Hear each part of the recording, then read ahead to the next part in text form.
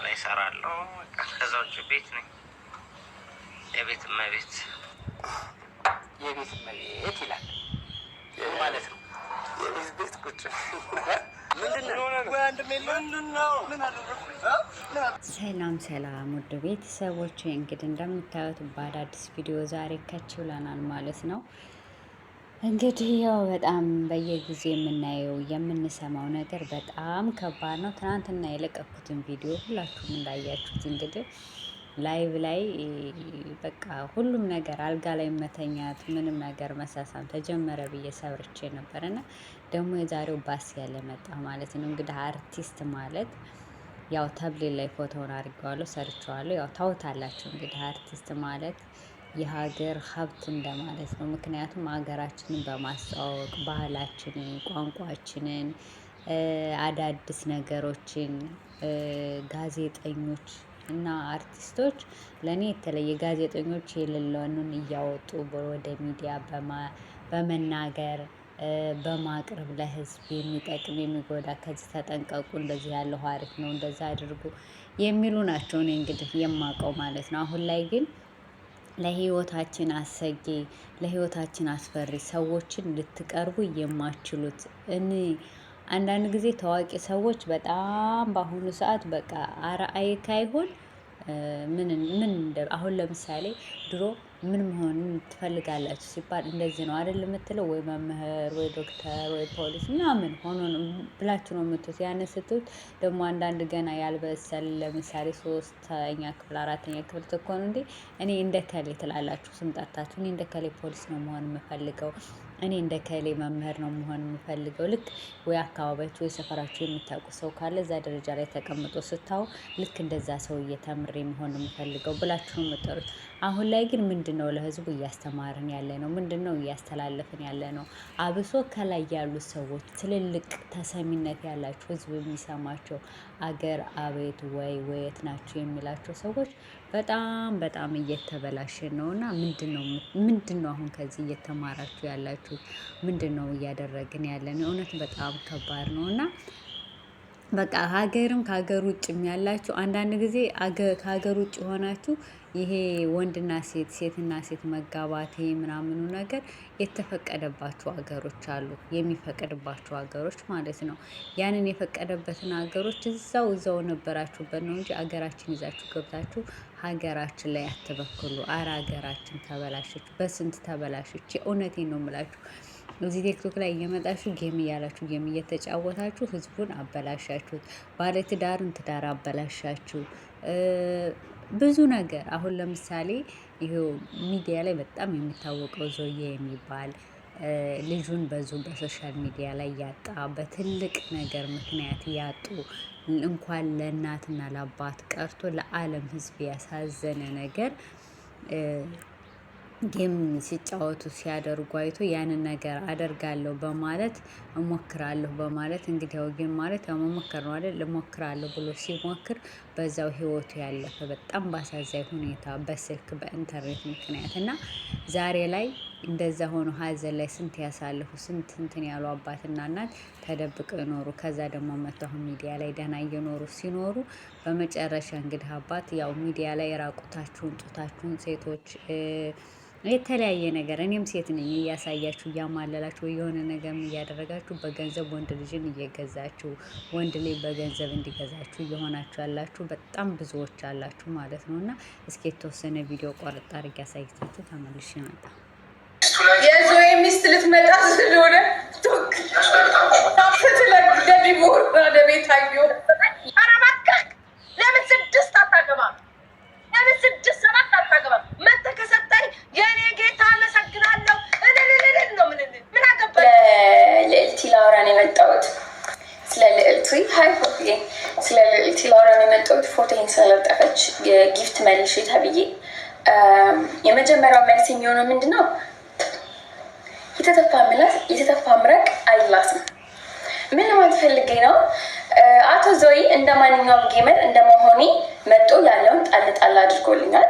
ሰው ለዛ በጣም የማመሰግነው። ግን ለወይዘሮ ፋሲካ ይመለስላት 15 አንበሳ ብላችሁ ፎቶ መመለስ አልችልም።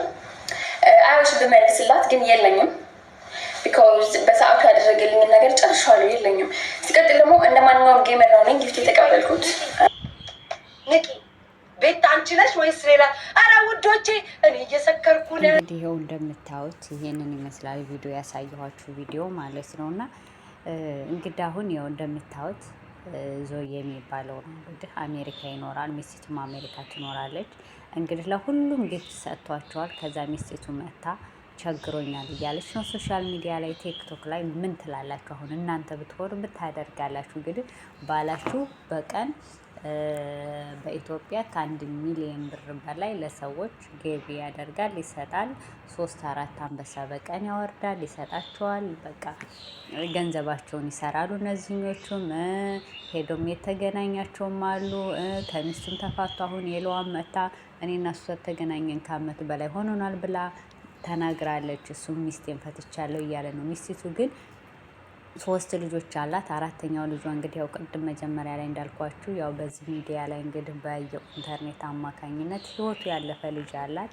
በዛ ምክንያት ያው ሀዘን ላይ ነበረች። አሁን እናይቱ ጸጉር ቤት በአሜሪካ ሀገር ጸጉር ቤት እየሰራች ኢትዮጵያ ላይ የከፈቱት ድርጅት አለ በልጃቸው ስም እንግዲህ አለን ገንዘብ ብለው ማለት ነው። እና ያንን ማስፋፋት ለእኔ ቢጤ ስንት ጎዳና ላይ ምን ልስራ እያለ የሚል ወጣት አለ። ስራ መፍጠር ለዛ ለወጣቱ ያ ወጣቱ ደግሞ ስራ እንትን ባይል እንኳ ስንት የኔ ቢጤ ምስኪን የሚረዳ ጎዳና ላይ እያለ እንዴት ነው ሰው ለመርዳት ነው እያለ እሱ ይላል። ሚስቱ ግን መታ ቸግሮኛል እያለች ነው። እና በዛ አማካኝነት የተነሳ ያው ቴዲ አዋሳ እና ልዕልት የሚባሉት እንግዲህ አዋታችሁ ቢያንስ እያንዳንዳችሁ እስከ 30 አንበሳም እስከ 20 እስከ 15 የበላችኋላችሁ ቢያንስ እንኳ ባጭሩ 10 መልሱ የሚባል ጥሪ ቀረበላቸው። ጥሪ ሲቀርብላቸው ደግሞ የእነዚህን አመላለስ ያው እያያችሁ ነው። አልተቀበልንም አይሉ አልሰጠንም አይሉ ያው እንግዲህ ሚዲያ ያየው ነገር ነው ማለት ነው። ይቅርታ ተቋርጬ ነበር እና ያው እንግዲህ ቪዲዮ ስታደርጉ ታቋርጣላችሁ። ምክንያቱም አዘን እያለ ነበር፣ የተወሰነ ድምጽ ገብቷል አይደል? እና እንግዲህ የሰጡትን ምላሽ እነሱ አይታችኋል። እስኪ እናንተ አሁን በዚህ ላይ እናንተ ብኮኑ ምን ታደርጋላችሁ? እውነት አንድ ሰው ሲረዳ ሚስቱን እየበደለ ልጆቹን እየበደለ ብር የላቸውም የቸገራቸው ቤተሰብ እያላችሁ የውጭ ቤተሰብ ትረዳላችሁ? እስኪ ወደ ራሳችሁ ተመልሱ። ያውም ጠግበው ቲክታክ ላይ መስራት የሚችሉ እግር እጅ ያላቸው ሲፈልጋቸው እኛ ሰርተን ጌም ተጫውተን ነው እንጂ ያገኘ ነው እያሉ የሚገላመጡ የሚሳደቡ ተኳኩለው በዱቄት በጥፍር በስንት ነገር የሚቀርቡ ሴቶች ለገለሞታ ሴቶች የሚሰጥ አንድ ሰው ሰውን ለመርዳት ነው ቢባል ራሱ ማለት ነው። እኔ ሰው እንደው ቲክታክ ላይ ቢያንስ እንደዚህ ጌም ተጫውተው ራሳቸውን ከለወጡ ብለው እንኳ ቢያስቡ እኔ አንድ ነገር የምረዳው ነገር አለ። ሰው መርጦ ሳይሆን መስጠት ያለበት ማንኛውም ቲክታክ ላይ መጥቶ ጌም ብሎ ለጀመረ ሰው መስጠት አለበት ብዬ የማምን ሰው ነኝ። ምክንያቱም ልረዳ ነው እሱ አሁን ልረዳና ላበረታታችሁ ነው ብሎ ስላለ ነው። ማበረታታት ማለት ቂጥን እየመረጡ በዚህ በፊልተር ምናምን የተኳኳለችን እየመረጡ መስጠት አይደለም። ለሁሉም ሰው የሚሰጡ ሰው አዎ ሊረዳ ነው ብለን እንላለን። ምክንያቱም እንዲለወጡ እንኳ ብሎ አስቦ ነው ብለን እንላለን። እየመረጠ እየሄደ ቂጥ እያየ እየሰጠ እንዴት ነው ከዛ በኋላ ስሙ ይገናል ምናምን ውሱ ከሊሰጥቶ ተባረክ እንዲኩን ምናምን በቃ። ከዛ አንዳንድ ሰዎች ልታይ ባይ ናቸው። ሲረዱ ሰው እንዲያያቸው ሰው እንዲያሞግሳቸው ነው እንጂ ከፈጣሪ እናገኘዋለን ብለው የሚረዱ እንደው በቁጥር እንኳ 3-4 አይሆኑም ቲክታክ ላይ። እና አሁን መልካም ነገር ስራ ወይ የሆነ ነገር እናድርግ ብለው ላይቭ ላይ ሲቀመጡ አንድ ሰው መጥቶ የሚረዳ የለም። እና እንደዚህ ነው የሚያደርጉት። አሁን እናንተ ከዚህ ምን ትማራላችሁ? እና እኔ ያሳዘነች ሚስቱ ነው። ሚስቱ ግን ጀግና ናት። መታ ባሌ እንዲህ ነው ብላ እንኳ አላየችም። መዝሙሯን እየዘመረች ስራዋን እየሰራች ምናምን ያለችው። እና አሁን ላይ እንርዳት ሲሉ ይሄን መልሱን እንግዲህ አያችሁ። ቢያንስ እንኳ በቃ የቻልነውን እንረዳለን፣ ሰጥቶናል፣ ገንዘቡን በልተናል። አዎ ትክክል ነው። ግን በቃ ሚስቱ ተተቸገረች በቃ ሁላችንም አዋተን ያለንን እንረዳለን እናንተም እንድታግዙም ብለው እንኳ አላሉ። ሰጥቶናል። አሁንም ድጋሚ እየመጣ የሚሰጠን ካለ ይስጠን የሚል ነው ምላሽ። እስኪ እናንተ አሁን ከዚህ ምን ትማራላችሁ? እና አንዳንድ ጊዜ ትውልድን እንዳይማሩ ትምህርት እንዳይገቡ እያደረግን እያበላሸ መሆናቸው። ምክንያቱም አሁን ላይ ስልክ ከፍተው ኢንተርኔት ላይ መጥተው በቃ መለመንና መስራት የሚባል ነገር አላወቁም። ልመና ብቻ የተስፋፋበት ሀገር ላይ እየኖርን ያለ ነው። ምክንያቱም ለምነው የሆነ ሰው ከተለወጠ ለምን ከሊህን ያህል ሰርቶ ተለውጧል፣ እኔም እንደዚህ እኮ እለወጣለሁ እንጂ ለምኔ ብዬ ነው የምሰራው የምንልበት ጊዜ ላይ ደርሰናል ማለት ነው። ምክንያቱም 10 ዓመት 20 ዓመት ለምንድን ነው ትምህርት የምማረው? ባጭሩ መለወጥ ያለ እያለ ህዝቤ እየተበላሸ ነው። በዚህ ላይ ሁላችሁም እስኪ አስተያየት ስጡበት፣ ተመካከሩበት ባይ ነኝ እኔ የተሰማኝም ማለት ነው። አርቲስትን እንደዚህ ባዮቹም ይኸው እያየናቸው ነው ምን እያደረጉ እያሉ። አሁን ላይ ይህ አርቲስት መቀጣጫ ካልሆነ ነገ ሌላዎቹ ምንድን ነው የሚያደርጉት? በቃ መንግስት ኢትዮጵያ ላይ በቃ ህግ የሚባል ነገር መንግስት የሚባል ነገር የለም ማለት ነው። እና ውድ ቤተሰቦች አሁን የተሰማኝን ከመናገር ወደ ኋላ አልልም እና እንደየዘዛ አይነቱ ፈጣሪ ጠብቀን ነው የምለው። ውድ ቤተሰቦች አገራችንን ሰላም ያርግልን፣ ህገ መንግስቱን የሚያከብር ሰዎች የሚከባበሩበት ጊዜ ያምጣልን። መልካም ቀን መልካም ብሎ እንደ ሰዓታችሁ አቆጣጠር ባይ ባይ። ወዳችኋለሁ።